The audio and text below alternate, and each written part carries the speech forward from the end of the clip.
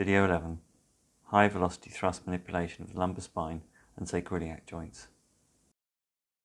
There are several high velocity thrust techniques for the sacroiliac joint. However, it's only really the lumbar roll technique that allows for fine-tuning of the relevant vectors for point-specific manipulation.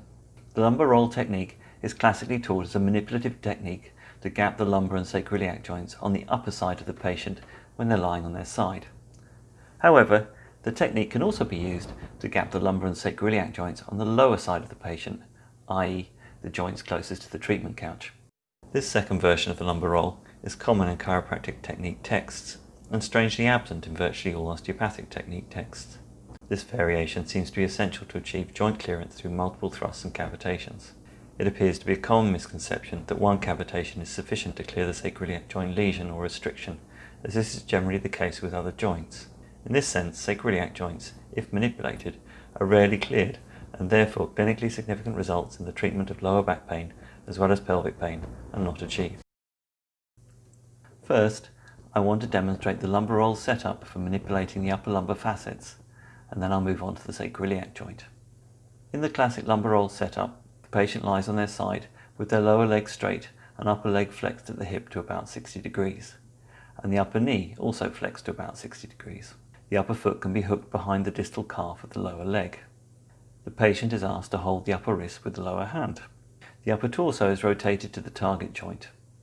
When targeting the lower lumbars, this involves rotating the entire spine in loosely held full rotation.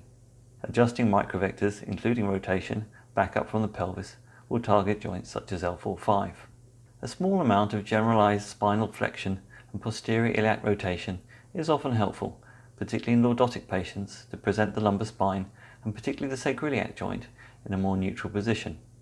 This can be induced when rotating the torso and also with a small amount of flexion of the lower leg. In this sense, the patient lies in a somewhat curved position. Inducing loose rotation and some additional flexion is most effectively achieved by contacting the upper torso. This can be achieved with one arm by getting the patient to lift their head and reaching around to contact the upper thorax. The advantage of this technique is that the other hand can palpate the target joint to sense the movement coming toward it. Otherwise, two applicators can be used to induce rotation through traction on the arm at the same time as contacting the upper thorax. Pulling on the arm alone will not allow for the production of extra flexion and can produce excess tension through the fascia that inhibits the use of microvectors. Now the patient's in the lumbar roll position, the practitioner stands facing the target joint with knees a little bent and feet pointing slightly towards the patient's head. The practitioner contacts the ilium with their closest forearm. For greatest patient comfort, this is best applied with a pronated wrist so that the applicator is the flexor bulk rather than the ulnar border. The practitioner's other arm is threaded through the gap between the patient's arm and flank. The practitioner's forearm is then in contact with the flank and the hand is free to support the lumbar spine when rotating the entire patient. The practitioner rolls the patient in their entirety towards them and positions himself over the target joint. It's at this point that the fine-tuning of the microvectors is essential for locking, or for what I prefer to call joint surface proximation. According to Friart's first law, coupling in the lumbar spine occurs with side bending and rotation to opposite sides. Therefore, the lumbar spine is generally locked with side bending and rotation to the same side. Depending on the patient, the spine may be in neutral or already have some side bending induced to the upper side as the waist drops to the couch. In other words, before adding any additional vectors, the patient is often already side bent into the lordosis, i.e. side bent to the same side as the rotation in the lumbar roll position, typically around L4-5. Often the greater the hip to waist ratio, the greater the induced side bending into the lordosis. In a typical patient in the lumbar roll rotated to the right, there will be some side bending to the right, and the joint surfaces of L4-5 will begin to proximate. Once the patient is rolled towards the practitioner, a little rotation up from the pelvis and some compression will focus forces on L4-5. Flexion extension microvectors can also be applied at this point. It should be noted that flexion will generally add more ipsilateral side bending, i.e. into the lordosis, and therefore lock the spine higher up. And conversely, extension will add contralateral side bending, i.e. away from the lordosis, which will unlock the joints. Therefore, compensatory side bending may then be needed.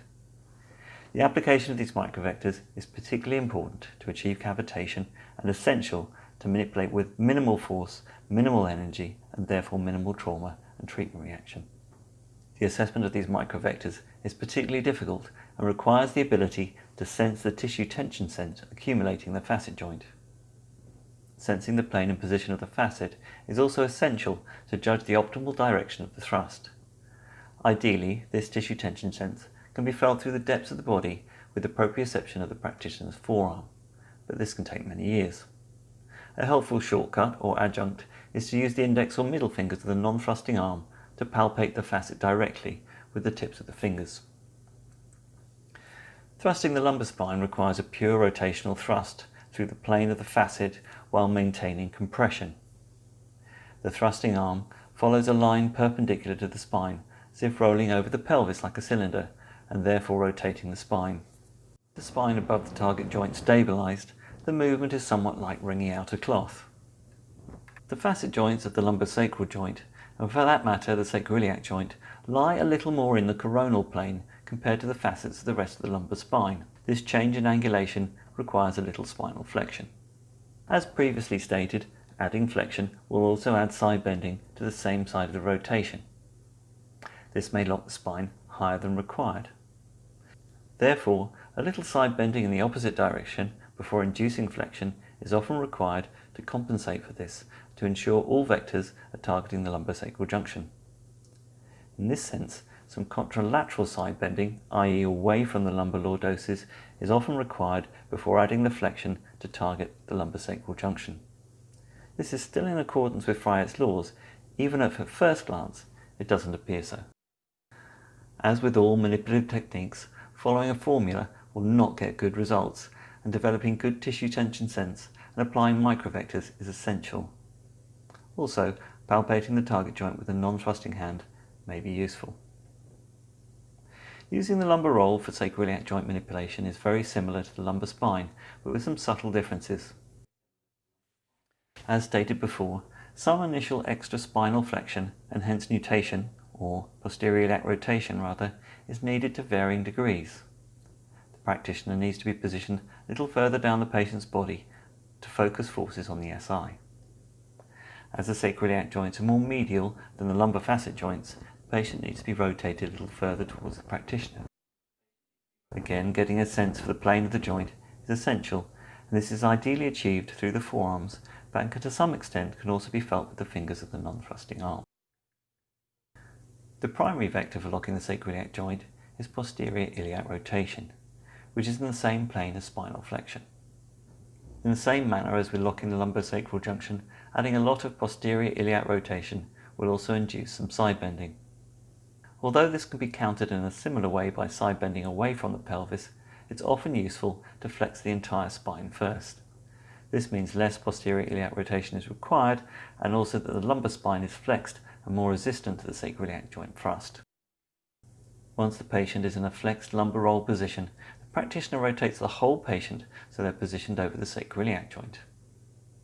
The practitioner rotates the ilium anteriorly and posteriorly and assesses the relative degree of shear in the joint.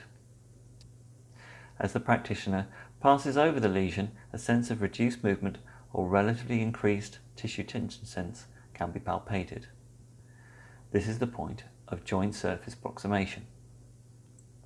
Again, this can be assessed through the forearms or directly with fingers of the non-thrusting arm. Compression is a very useful vector. Extra compression can be induced by direct application of the practitioner's abdomen. This serves the extra function of acting as a brake to the thrust and increases the patient's sense of safety. Compression can be further increased by dropping the patient's upper leg off the side of the couch. This also adds elements of shear and traction. Abdominal compression can also be added at this time. This technique may be employed if joint clearance is not achieved with the standard lumbar roll with both legs on the couch. Sacroiliac thrusts should be conducted while maintaining compression through the plane of the joint precisely through the lesion. This generally requires a rotational thrust with respect to the spine as a whole, which curls in towards the practitioner's body. In this sense, the thrust follows a line as if rolling over a cone. A sense for the precise direction should be gained from the initial setup in the direction of maximal tissue tension in shear. The incurling is necessary to maintain compression as well as applying a perpendicular application of force to the precise point of lesion. The standard lumbar roll technique involves thrusting the ilium on the sacrum, i.e. an iliosacral thrust. The second version of the technique involves thrusting the sacrum on the ilium, i.e. a sacroiliac thrust. The setup for this technique is much the same as for the first. The patient needs to be rotated a little further towards the practitioner, and the contact is now on the sacrum rather than the ilium. As with the first version, a little side bending away from the lordosis is often needed to get the pelvis in neutral before applying some nutation and compression.